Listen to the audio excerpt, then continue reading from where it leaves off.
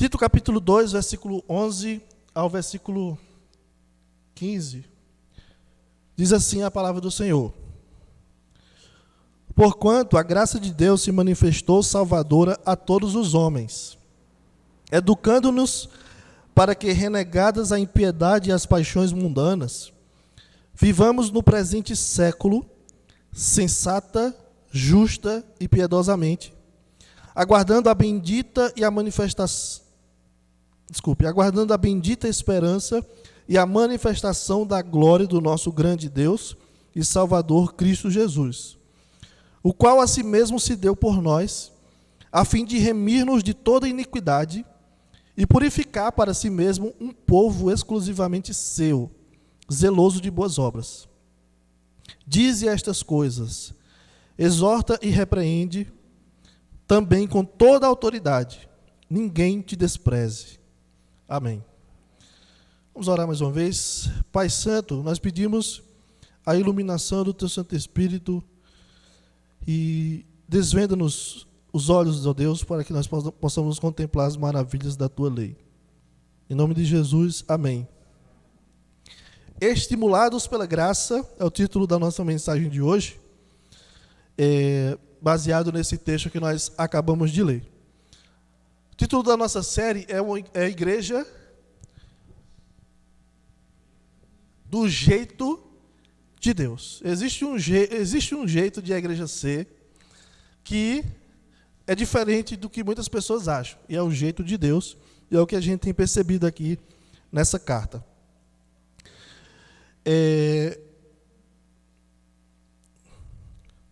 Eu vou falar o nome aqui de um pastor alemão, né? Dietrich Bonhoeffer, é um pastor alemão, luterano. Ele foi membro da resistência alemã, ele lutou contra o nazismo lá na Alemanha, chegou inclusive a arquitetar um plano para matar Hitler. E como eu disse, ele era um pastor, certo? É um pastor luterano. Quem já estudou um pouco de história aí vai ver que, infelizmente, na época do nazismo, Hitler encontrou grande apoio na igreja luterana. Inclusive, a igreja luterana, como se sabe, é uma igreja protestante, né? Então, Hitler teve apoio de muitos. Mas outros tantos também foram contra o nazismo. E Bonhoeffer, ele foi contra esse regime e participou de um plano aí para assassinar aquele homem. Mas, mudando de assunto, ele escreveu um livro intitulado Discipulado. Provavelmente esse livro ele escreveu quando estava preso. Discipulado, Bonhoeffer vai escrever falando sobre o que seria seguir a Jesus, o que significa o discipulado. Mas já no primeiro capítulo, ele nos apresenta dois conceitos sobre graça de Deus. O primeiro conceito é de graça barata e depois graça preciosa. E ele vai contrastar esses dois aspectos, graça barata e graça preciosa. A graça barata diz respeito ao entendimento de que a salvação dos pecados não tem implicações sobre as mudanças na minha vida, as mudanças que eu preciso efetivar na minha vida. Quer dizer, Deus pode me salvar dos meus pecados, mas uma vez que Ele me salvou, eu não preciso mais fazer nada para andar de acordo com os padrões de Deus. A graça de Deus faz tudo. Não há custo nenhum, não tem nenhum preço a pagar. Eu posso continuar nos meus pecados, porque a graça de Deus é tão grande que ela dá conta de tudo. Aí Bonhoeffer chama isso de graça barata, que é uma graça que não tem custo nenhum. O outro conceito é da graça preciosa, que entende que tem um custo. Embora graça seja favor, seja algo de graça, mas há um custo. Jesus, por exemplo, convidou pessoas a abandonarem tudo para segui-lo. Jesus disse: quem não renunciar a tudo que tem, quem não for capaz de renunciar à própria família, não é digno de mim. Jesus falou sobre negar a si mesmo. Jesus falou que quem for segui-lo deve calcular o preço, calcular o custo, porque tem preço a pagar. Então, semelhante ao conceito de graça barata, o conceito de graça barata, hoje em dia popularizou-se um termo, aqui, eu não sei de onde veio, mas popularizou-se um termo, inclusive aqui no Brasil, chamado hipergraça. Hiper quer dizer algo grandioso. Então, abundante. A ideia de que a graça de Deus é abundante. Vocês concordam que a graça de Deus é abundante? É grande? Concordam? Muito bem. Eu também. Só que uma das coisas que é ensinadas, que são ensinadas pelos os adeptos da hipergraça, é que nós fomos perdoados pelos nossos pecados do passado, do presente e do futuro, de modo que eu não preciso mais confessar os meus pecados diante de Deus. Então, aquela ideia de 1 João 1:9, se confessarmos os nossos pecados, Ele é fiel e justo para nos perdoar os pecados, não tem mais necessidade.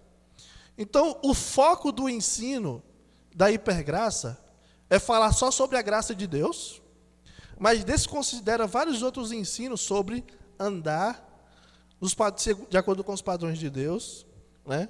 E de ter um comportamento, um jeito de viver adequado aos padrões de Deus.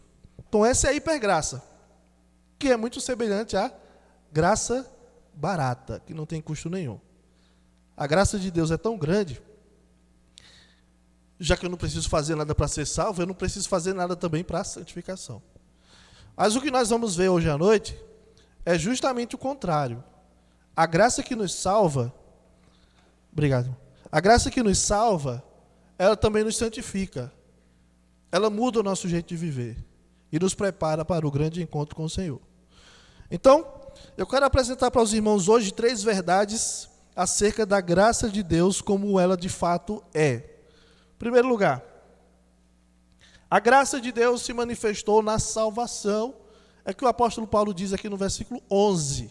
Vou ler de novo. Porquanto a graça de Deus se manifestou salvadora a... Vocês estão lendo? Estou olhando para vocês, viu? Porquanto a graça de Deus se manifestou...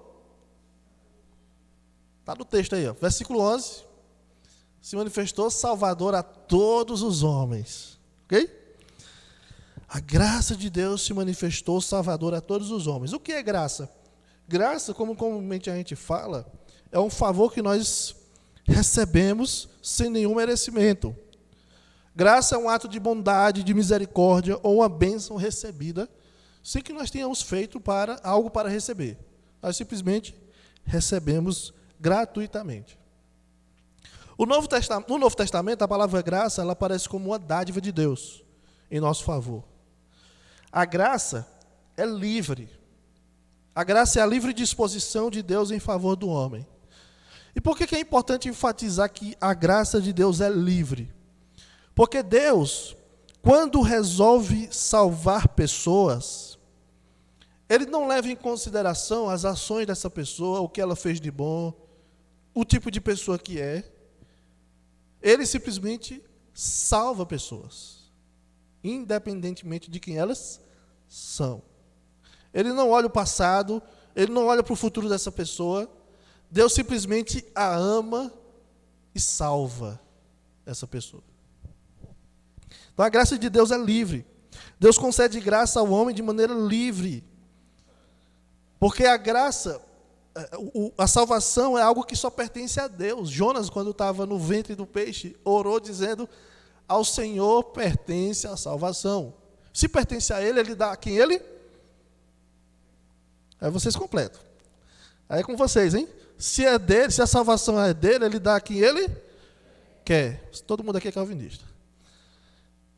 Perceberam? Então, pertence a Ele a salvação. E quando Ele dá para alguém a salvação dos seus pecados, Ele está fazendo um ato de graça, de bondade, de misericórdia. E aqui no versículo 11, nos diz que a graça de Deus se manifestou salvadora. Em que sentido se manifestou salvadora? A palavra manifestar indica uma aparição clara, uma aparição visível. Deus manifesta a sua graça a nós de diversas maneiras visíveis.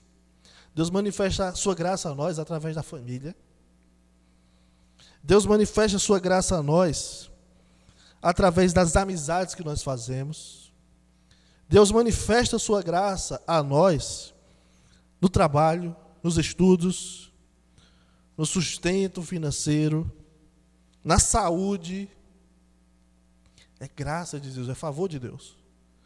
Só que tem um ponto aqui que Paulo vai enfatizar. A graça de Deus se tornou ainda mais clara quando ele enviou seu Filho para nos dar a salvação pelos nossos pecados lá naquela cruz do Calvário. O adjetivo aqui, salvadora, né, o apóstolo Paulo usa para descrever a graça de Deus. A graça de Deus é salvadora. É a graça que traz a salvação. A graça de Deus se manifestou trazendo salvação. Algo que era impossível aos homens, mas não para Deus. É impossível aos homens por causa da sua condição de pecado. Vai dizer isso em Efésios 1, versículo 15. Efésios 2, versículo 1 diz que Ele nos deu vida quando nós estávamos mortos em delitos e pecados. Então, quando o texto diz que a graça de Deus se manifestou salvadora a todos os homens, a expressão todos, eu falei isso na semana passada, né? Todos não significa cada pessoa em particular, mas todos em geral. É obviamente que, porque algumas pessoas vão defender que a graça de Deus manifestou-se salvadora a todos os homens, e Deus quer que todos sejam salvos, logo, Deus vai salvar todo mundo no fim das contas. E essa não é uma verdade que a Bíblia ensina. Mas que todos, sem distinção, quer dizer, pessoas de todos os lugares, de qualquer faixa etária, de qualquer cor, de qualquer tamanho de cabelo, sem distinção, a essas pessoas Deus manifestou a sua graça salvadora. E foi por essa graça, irmãos amados, que eu e você fomos salvos. Ninguém pense, eu fiz por onde ser salvo. Eu sou crente hoje porque eu fiz por onde? Eu andei na linha e Deus me salvou. Lembre-se, graça é um favor que nós não merecemos. E a graça de Deus se manifestou salvadora, significa que a salvação de Deus não é merecimento de ninguém. Mas Deus dá a pessoas. Deus oferece gratuitamente por meio do seu Filho Jesus. Em segundo lugar, Paulo diz que a graça de Deus nos educa. Olha o que ele diz no versículo 12, é interessante isso aqui. Veja que está no gerúndio. No grego é um particípio. Primeiro versículo, versículo 11, dá a ideia geral. A graça de Deus se manifestou salvadora a todos os homens. E o que é que essa graça faz? Educando-nos para que, renegadas a impiedade e as paixões mundanas, vivamos no presente século sensata, justa e piedosamente. Então, a graça que se manifestou na salvação, ela também nos educa. A palavra educar, aqui, não sei quantos aqui já tiveram alguma cadeira relacionada a ensino na faculdade. Pablo já deve ter feito algo relacionado. A palavra pedagogia vem da palavra paideia, né? No Ceará, paidégua é outra coisa, mas paideia. A palavra paideia é de onde vem a palavra pedagogia, né? Significa educar, ensinar. Então, essa palavra aqui, educar, é a palavra paideia. A graça salvadora, a graça de Deus, ela funciona como um professor, um mestre, um guia. Ela nos dá um direcionamento. Ela nos leva a fazer algo. Ela nos educa, nos ensina a renegar e abandonar a impiedade e as paixões mundanas. A palavra impiedade aqui diz respeito a todo tipo de perversão e maldade. Ímpio, a palavra ímpio, né, que a gente costuma utilizar para se referir àqueles que não são cristãos, Ímpio é alguém que menospreza e desafia as leis de Deus. Na carta de Judas, nós temos o relato de que os ímpios andam segundo o seu desejo mau, segundo as suas ímpias paixões, de acordo com seus desejos ardentes. Eles fazem a vontade deles mesmos. Por isso que são chamados de ímpios. Porque eles não respeitam as leis de Deus e andam segundo as suas próprias paixões e desejos. São escravos das suas paixões. Isso é o mundo. Andam segundo as inclinações da carne, segundo os seus pensamentos. São filhos da ira. Essa é uma descrição dos ímpios, do mundo. Mas o que foi que a graça de Deus fez? Nos educou, ela nos ensinou a sair dali, da impiedade, das paixões mundanas. A graça de Deus nos ensina a se distanciar desse tipo de impiedade e paixões mundanas, os desejos desse mundo caído. Interessante porque eu falei, vou repetir aqui, os ímpios são aqueles que fazem a vontade do seu coração e negam a vontade de Deus. E eles não têm controle nenhum sobre si mesmos. Quem controla são os seus desejos, suas vontades. E uma das coisas que Paulo mais fala nessa carta de Tito é que nós devemos ser pessoas sensatas, criteriosas, sóbrias. E isso só é possível através do novo nascimento que é dado pelo Espírito Santo. Porque sem Deus, todas as pessoas estão perdidas e fazem a vontade da carne e dos pensamentos. E por natureza elas são filhos da ira. É o que diz Efésios 2. Então a graça de Deus mudou o curso da nossa história. Ela nos educa a renegar a impiedade e as paixões mundanas, de modo que nós possamos viver de uma maneira sensata. A palavra sensata, meus irmãos, está aí no versículo 12, né? Mais uma vez. A palavra sensata é uma das palavras que eu já falei aqui, que mais se repetem nessa carta. Sensata, sóbria, todas têm a ver com autocontrole. Né? Autocontrole. Agir com sensatez é viver de modo sóbrio, ter domínio próprio, governar as paixões, os desejos, de modo que nossa mente seja conformada à imagem de Cristo. A graça salvadora nos educa a reagir contra os nossos impulsos pecaminosos. O crente que é alvo da graça de Deus, ele deve dominar seus impulsos. Ele deve ser uma pessoa capaz de controlar seus desejos do coração que vão contra o caráter santo de Deus.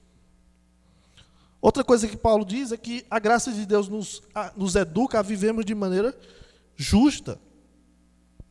Viver de maneira justa é viver de acordo com aquilo que é reto. É viver de acordo com a justiça de Deus. O contrário de viver de uma maneira justa é viver de uma maneira injusta, fora dos padrões de Deus. Nós somos, de acordo com as Escrituras, nós não somos mais injustos, pelo menos não no sentido salvífico, né? Nós ainda agimos com injustiça por causa do pecado. Mas diante de Deus nós fomos declarados justos por causa da graça de Deus, a benignidade de Deus, a misericórdia de Deus. Nós somos regenerados pelo Espírito Santo para sermos declarados justos. Justificados, pois, mediante a fé, temos paz com Deus.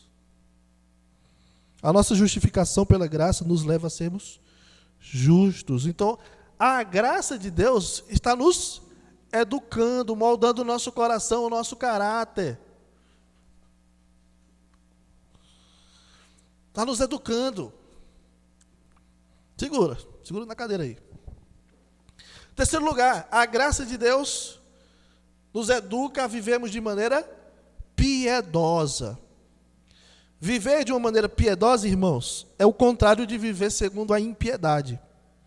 É respeitar as leis de Deus e agir de maneira devota a Deus. Viver em santidade. Vivemos de maneira piedosa quando nós praticamos as disciplinas espirituais. Quando lemos a palavra, oramos, adoramos em comunidade.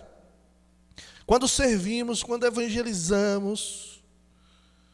Quando buscamos ainda mais o Senhor em oração. Quando dedicamos a nossa vida às coisas de Deus. Veja que a ideia de graça, que, de acordo com o apóstolo Paulo, vai totalmente contra aquela ideia da hipergraça. Deus me salvou, então a graça de Deus é tão grande que eu posso fazer o que eu quiser agora, pintar e bordar, que já estou salvo. O importante é isso. A ideia de graça barata não existe nas Escrituras. E eu lembro de uma vez aconselhando um jovem, e o jovem disse: ah, mas eu já fui salvo, então eu posso continuar do jeito que eu quero, eu posso fazer o que eu quiser, porque eu já fui salvo e eu não perco a minha salvação. O quê? Você está ficando maluco? Você não é crente, não. Crente não pensa assim. A graça de Deus nos educa a viver de maneira sensata, justa e piedosa, em santificação progressiva. Hoje eu devo ser melhor do que ontem, porque eu estou crescendo. Eu estou a cada dia me tornando mais parecido com Jesus. Eu não posso ser o mesmo mais. Paulo disse que se alguém está em Cristo é nova criatura. Eu não sou mais o mesmo. Sou nova criatura. Gálatas 2:20 diz que logo já não sou eu quem vive, mas Cristo vive em mim. Eu não sou mais o mesmo, Cristo vive em mim. Não é mais a mesma pessoa aqui. É uma pessoa mudada, restaurada. Efésios 2:10 diz que nós somos feitura dele. A expressão quer dizer que nós somos recriados por Deus. Eu não sou mais o mesmo, eu fui recriado. Não sou mais o mesmo. Então, graça barata nos ensina a viver do mesmo jeito, mas pensando que eu vou para o céu, que eu sou crente, que eu agrado a Deus. Não agrada. Não agrada. Em quarto lugar, Paulo diz que a graça de Deus nos educa, nos ensina a vivermos na expectativa da volta de Cristo. Ele diz isso aqui no versículo 13. Aguardando a bendita esperança e a manifestação da glória do nosso grande Deus e Salvador, Cristo Jesus. Eu amo esse texto aqui. Tem uma razão aqui, porque eu gosto muito desse versículo aqui. A expressão, o nosso grande Deus e Salvador, Cristo Jesus. A expressão aqui, a conjunção i, no grego cai, ela diz também, pode ser traduzida como também, e também. Então, quando diz o nosso grande Deus e Salvador, está falando da mesma pessoa. Nosso grande Deus e Salvador, Cristo Jesus. É uma pessoa só aqui que está se referindo. E os amigos testemunhos de Jeová precisam ler esse texto. Com calma, bem devagarzinho. O nosso grande Deus, eles vão dizer, é o Pai. Aqui é o Pai, o nosso grande Deus é o Pai. E Salvador Jesus Cristo, agora é o Filho. Não. O I aqui está dizendo que está ligando a mesma pessoa aqui, né? Nosso grande Deus, que é o nosso Salvador, Jesus Cristo. O que a graça de Deus está fazendo conosco? Nos fazendo aguardar a bendita esperança da manifestação da glória do nosso grande Deus e Salvador, Jesus Cristo. Assim como a sua glória foi vista nesse mundo, quando Jesus veio, lá no primeiro século, será vista novamente em sua segunda vinda. Todo olho verá, diz a Escritura. E isso deve moldar a nossa maneira de viver hoje.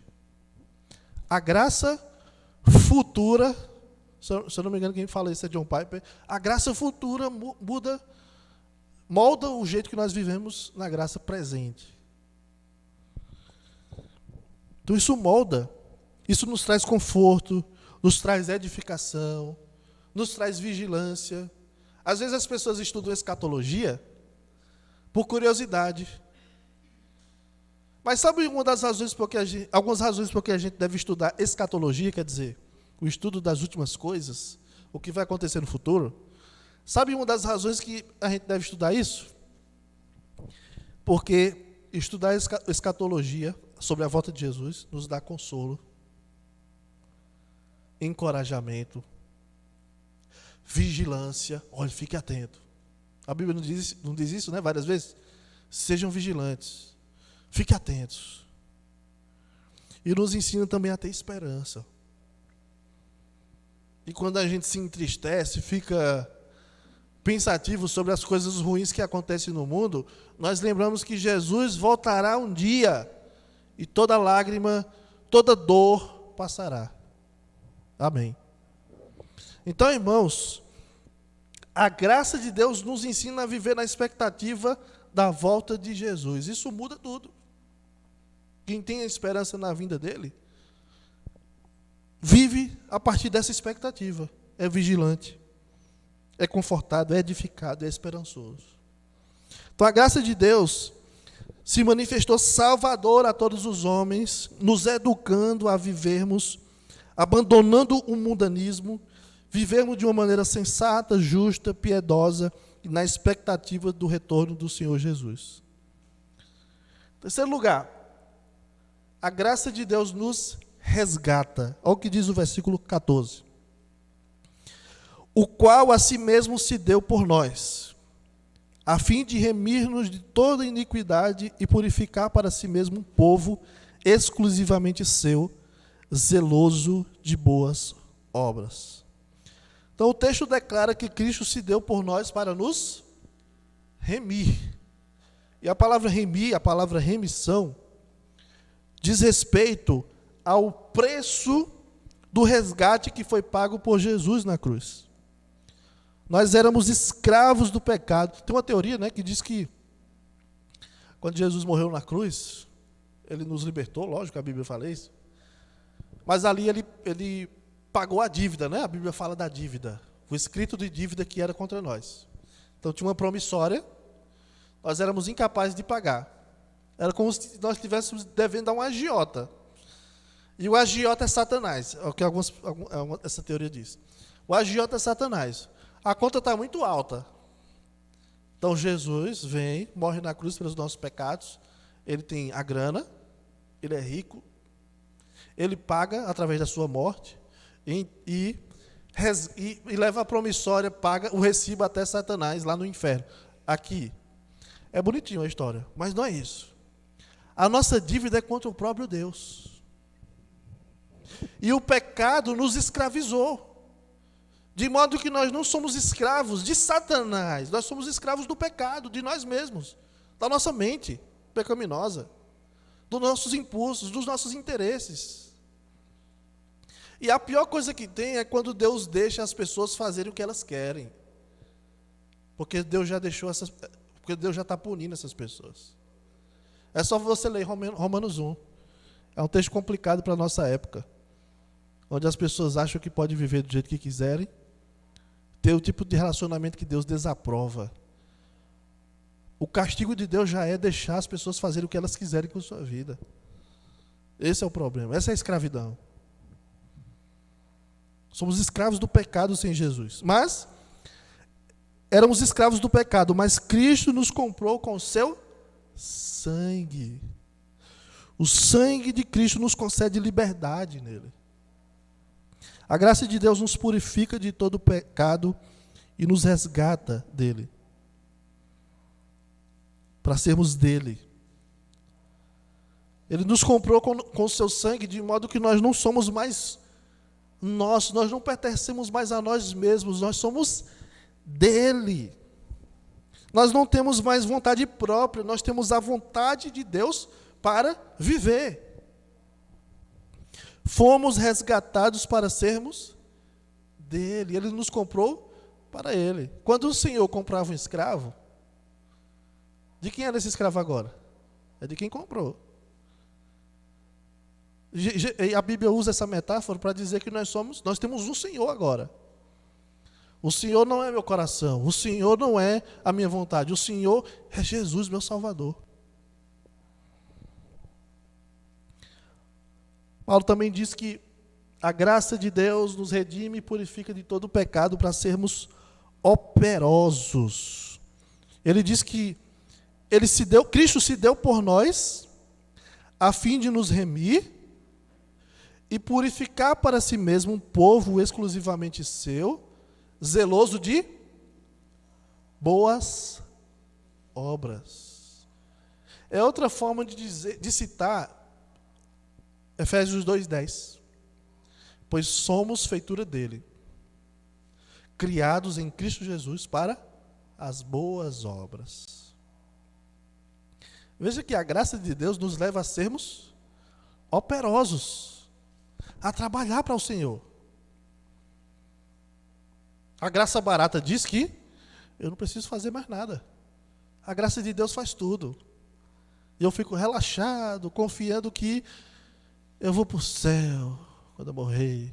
Que Deus se agrada da minha vida. Porque um dia eu levantei minha mão quando o pastor pediu e se converti. E aí é o problema, muitas pessoas se enganam, né? Essa é graça barata. Deus nos chamou para sermos operosos. Ele formou um povo através de Jesus. Formou um povo, que o Novo Testamento chama esse povo de igreja. Pedro vai chamar de nação santa. Para que esse povo seja o quê? Zeloso de boas obras. Pessoas que, eu não posso pregar sem dizer essa palavra, né? Pessoas que intencionalmente fazem o bem às pessoas, buscam ajudar outras, amam outras, são misericordiosas, servem ao Senhor na igreja, são dedicadas com as coisas de Deus. Aí a pessoa diz, eu sou crente, eu vou deixar para os mais jovens fazer isso, porque eu já trabalhei muito na minha vida cristã. Eu falei isso para os irmãos aqui no IBR Melhor, que Deus não espera que ninguém diga isso. Não, eu já fiz muito. Deus não espera isso. Porque Moisés, com 120 anos, estava quebrando cabeça com o povo de Israel. E Caleb, com 80 anos, estava lutando. Entrando no murro com os cananeus. E a profetisa Ana, bem idosa, estava todo dia no templo orando e testemunhando a sua fé ao povo de Israel. Então Deus nos chama para sermos operosos, de boas obras. Nós não fomos salvos pelas obras, mas para as obras. Então é fundamental que uma pessoa que se diz cristão, ela busque sempre demonstrar isso com suas ações, com boas obras. Veja que a graça de Deus, ela nos livra de servirmos ao pecado como escravo e nos transforma em servos de Deus, em servos do Senhor Jesus, para trabalharmos para o Senhor. Então eu lembro de alguém que disse assim, rapaz, quando eu era do mundo, a minha vida todinha era só fazendo a vontade da carne, fazendo tudo que não presta no mundo. Depois que eu me converti, eu disse, se eu era assim no passado, eu vou ser assim para o Senhor agora. Vou servir, vou gastar minha vida para o Senhor. Só que tem gente que é assim no primeiro ano de convertido, no segundo, no terceiro, no quarto, no quinto, começa a perceber que a igreja tem pessoas pecadoras. Em toda igreja tem. E aí algumas pessoas vão tendo um probleminha aqui ou acolá, aí vão esfriando. Não, eu não vou mais ser isso não, eu vou deixar para os outros. Não tem, né? Chega no final do ano, vamos ter eleição. Vou deixar para os outros. Deixa para os outros ali. Não, deixa para quem tem tempo. Porque os outros são folgados. Né? Não, deixa para não sei quem. Não, eu não posso. Vamos deixar para os outros. E assim vamos criando uma cultura da preguiça do Evangelho. Da preguiça cristã. Onde as pessoas não querem mais servir e acham que estão tomando a melhor decisão da vida, porque eu preciso cuidar das minhas prioridades. É uma vergonha alguém falar isso. Mas acontece muito. E quantas vezes isso não aconteceu com você mesmo, né? Você dando desculpa para não servir. E é um monte de desculpa, meu irmão. Se a gente for procurar desculpa, tem muitas. Ora, todo mundo aqui é ocupado. Todo mundo tem coisa para fazer todo dia. Então, eu tenho certeza que quando alguém se envolve para fazer algo na igreja, especialmente, ela está arrumando mais uma coisa para fazer. Eu tenho plena convicção disso. Né? Mas quando a pessoa ela faz isso, ela entende. Eu estou servindo ao Senhor. Então, vou dormir um pouquinho mais tarde. Mas eu vou fazer isso com alegria. A pior coisa que tem quando você vai falar com alguém: irmão, você pode fazer isso? Irmã, pode fazer isso? Ixi, posso não. Aí, e tu, fulano, pode? Não, posso não. E tu, pode? Não. É muito complexo e às vezes é uma coisa bem simples, que qualquer pessoa poderia fazer. E às vezes, outras pessoas que já fazem muito vão fazer mais, porque tem irmãos, está muito cansado, está com muita coisa, mas que não custava nada levantar a carga uns com os outros. Nós fomos chamados para trabalhar. Deus, Cristo, né, se deu por nós, a fim de nos remir, para purificar um povo zeloso de boas obras, exclusivamente seu, zeloso de boas obras. O crente tem que ser trabalhador para o Senhor, para abençoar a outras pessoas. Qual foi a última vez que você ajudou alguém? Financeiramente. Alguém que precisa da sua ajuda. Você deu um prato de comida para uma pessoa que precisou de você e você podia ajudar e você não ajudou. Você se lembra? Talvez isso aconteceu essa semana. Você pensou: eita, eu acho que eu vou ajudar fulano. Mas ficou: será? E aí passou e você não fez nada. E aí? Onde está o nosso cristianismo? Ele se deu por nós. Veja, Cristo morreu por nós. Morreu por nós a fim de nos remir e purificar para si mesmo um povo exclusivamente seu, zeloso de boas obras. Boas obras, irmãos. E a pessoa se contenta em vir para o culto, trabalhar, ou estudar, ou fazer atividades domésticas, e no outro domingo está aqui de novo. Aí a pessoa pensa: eu estou sendo cristão bem direitinho, eu estou sempre nos cultos. Isso não é cristianismo. Cristianismo é o dia a dia, eu demonstrando Jesus na vida das pessoas. Quando Jesus contou a história do bom samaritano, não era para mostrar: olha, o bom samaritano ele ia para todos os cultos, está vendo? Não. Vai tu e faz a mesma coisa. Ame as pessoas que não vão com a sua cara, ou que você não vai com a cara dela. Ame as pessoas diferentes. Ame os demais. Faça o bem. Não só reaja com o bem, né? Não quando a pessoa lhe fizer o mal, faça o bem. Não, mas faça o bem também. Mesmo se a pessoa não fez nada, faça o bem. Busque fazer o bem sempre. Então a graça que nos purifica do pecado nos capacita para as boas obras, para servir ao Senhor e servir ao próximo. O Evangelho da Graça é a razão de sermos do jeito de Deus. É a graça de Deus que promove a mudança no nosso coração, de maneira que, dia após dia, nós estamos sendo conformados à imagem do Filho de Deus. A gente pode observar que Paulo ele focaliza boa parte da sua fala nessa carta, mencionando alguns padrões de conduta, padrões de comportamento, mas padrões de caráter, né? Ele diz que o pastor ele deve ser irrepreensível. Ele diz que os idosos devem ser... os homens idosos devem ser temperantes, respeitáveis, sensatos. As mulheres também devem ser sensatas, devem ser sérias em seu proceder, devem ensinar as mais jovens, a serem também sensatas, a serem puras. Os moços devem ser criteriosos, né? Ele diz para Tito que Tito deve ser padrão de boas obras para os demais. Mas qual é a razão de tudo isso? E aí Paulo vai mostrar, porque às vezes a gente foca no comportamento. E Paulo está falando sempre disso, olha, seja assim, seja assim, seja assim. Mas por que a igreja deve ser assim, desse jeito que ele está descrevendo, que nós vimos até aqui nessas pregações? Por quê?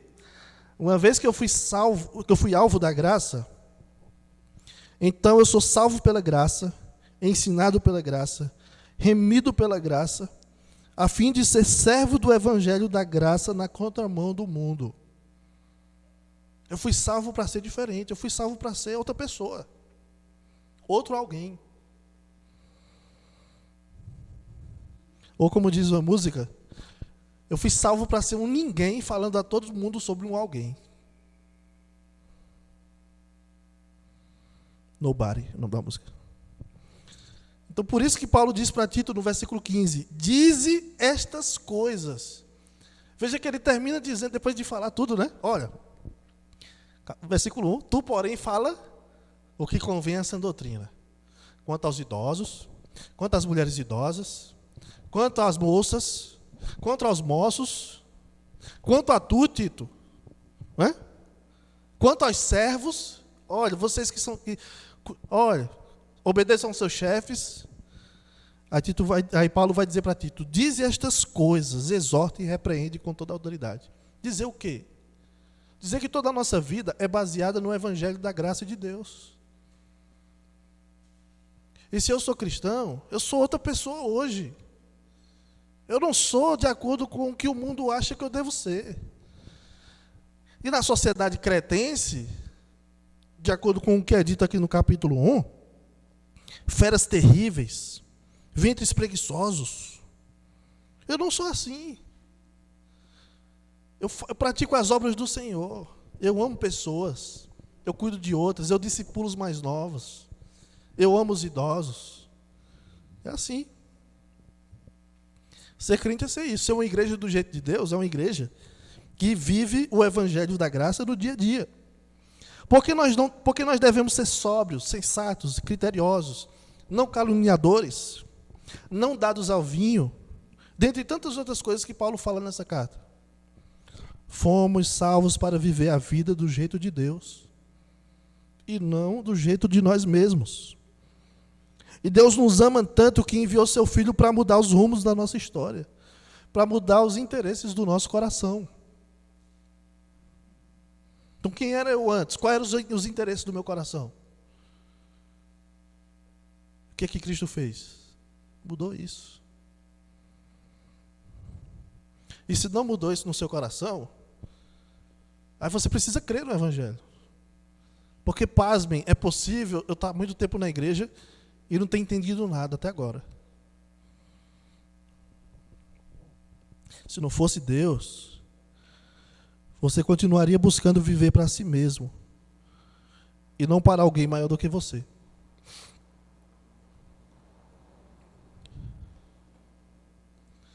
Então, faço algumas perguntas. Você tem transformado a graça de Deus numa graça barata? Quero ler aqui um trechinho, discipulado,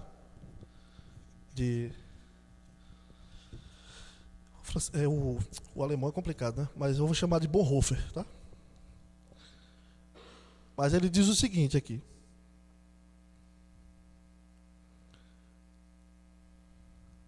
Ele está criticando aqui a graça barata. Ele diz, não é necessário, portanto, que o cristão seja um discípulo, mas que se conforte com a graça.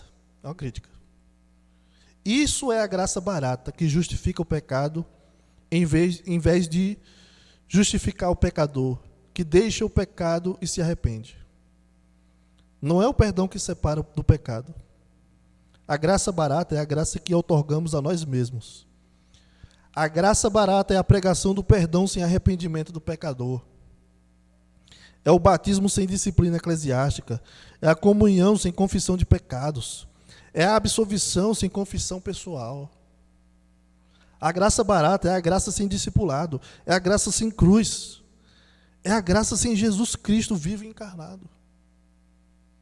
Então a pessoa diz, eu sou cristã, sou cristão. Aí você pergunta, por que tu é cristão? Não sei, eu sempre fui para a igreja. Ou, um dia eu aceitei a Jesus. Então por que tu vive desse jeito? Porque eu sei que Ele me ama, que Ele perdoa, então. Paulo até pergunta isso, né? Eu vou pecar mais para que a graça, já que a graça de Deus é tão abundante, tão grande, eu vou pecar mais para que a graça de Deus seja ainda maior? Paulo responde, de modo nenhum. Como viveremos para o pecado, nós que para ele morremos? Como? Então não transforme a graça de Deus numa graça barata. Viva do jeito de Deus. Segundo, que tipo de mudanças a graça de Deus efetuou em sua vida? Quando foi sua conversão? Eu me converti há 10 anos. Converti há 5 anos. Converti há tantos anos, há tantos meses. Não me converti ainda. Aí você tem a oportunidade hoje, tá? Não saia daqui sem isso. Mas que tipo de mudança a graça de Deus já efetuou na sua vida? Não, eu não mudei muito. Eu estou do mesmo jeito. Irmãos, se a sua vida não tem sido mudada, tem algo errado. Olhe para o seu coração agora. Busque a graça de Deus. Deus, eu quero essa transformação. Não mudou nada, Senhor. Eu quero essa transformação. Deus, me salve. Me salve, Deus, de mim mesmo, dos meus pecados. E talvez você tenha outra resposta. Não, pela graça de Deus, a minha vida tem sido dia após dia modificada. Essas mudanças, elas continuam? Elas continuam? Talvez, por exemplo, no ano passado você era uma pessoa que guardava muito rancor. Hoje, você melhorou isso? Não, hoje eu sou uma pessoa mais perdoadora. Tinha coisas que eu era incapaz de fazer por causa dos meus pecados, mas hoje Deus transformou isso no meu coração. Isso está acontecendo na sua vida? As mudanças que o Espírito Santo faz, isso está sendo efetivo na sua vida? E por último, como a graça de Deus tem lhe estimulado a servir mais? Hoje, você é uma pessoa que deseja servir mais a Deus ou menos? Você tem mais amor pela obra de Deus ou menos? A graça de Deus tem lhe estimulado a fazer mais ou não? Ou, na verdade, você não tem dado ouvidos ao Espírito Santo de Deus?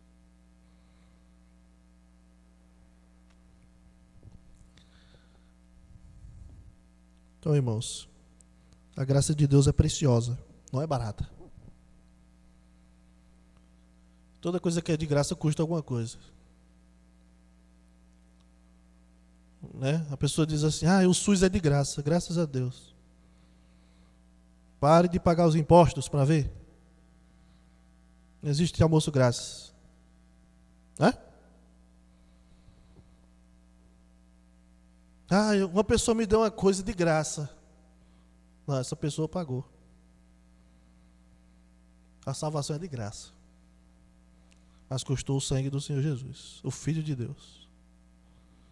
Não foi qualquer coisa. Para você dizer, eu sou crente, eu posso viver do jeito que eu quiser. Não pode, não faça isso com o Senhor Jesus. Não faça isso. Eu sei de pelo menos uma ocasião em que doenças ou até morte são punições por andar indignamente. Pelo menos uma situação com relação à ceia, né? Examine-se, pois, o homem a si mesmo, e assim como do pão e beba do cálice. Porque senão, come e bebe juízo para si. Então, se você não tem vivido de acordo com o Evangelho da Graça, tem vivido de maneira indigna. Você está brincando com Deus. Então, se sua vida tem sido modificada dia após dia, amém. Louvado seja Deus por sua vida. E continue buscando o Senhor, crescendo em santidade, sendo estimulado pela graça de Deus, para que dia após dia você seja usado por Ele, pelo Senhor. Amém? Amado e querido Deus, nós te louvamos, Senhor, por tua palavra, pelo teu amor para conosco, Deus, a ponto de dar o teu Filho único a vida por nós. Aliás, que enviar o teu Filho único para dar a vida por nós. Nós te louvamos, Deus, por Cristo, o nosso Salvador, nosso Senhor, que nos resgatou da condição do pecado e nos colocou no meio do seu povo, a igreja. Que essa graça, Deus, continue a estimular nossas vidas a vivermos de acordo com os padrões de Deus. Não nos deixe, Deus, vivermos um cristianismo fantasioso, a vivermos de maneira hipócrita, ou buscarmos viver apenas de aparência. Nos ajude, Deus, a servir ao Senhor, a seguir ao Senhor de coração. Transforma, Deus, a cada um aqui, é o que nós te pedimos. No santo e precioso nome do teu Filho, que vive e reina para sempre. Amém.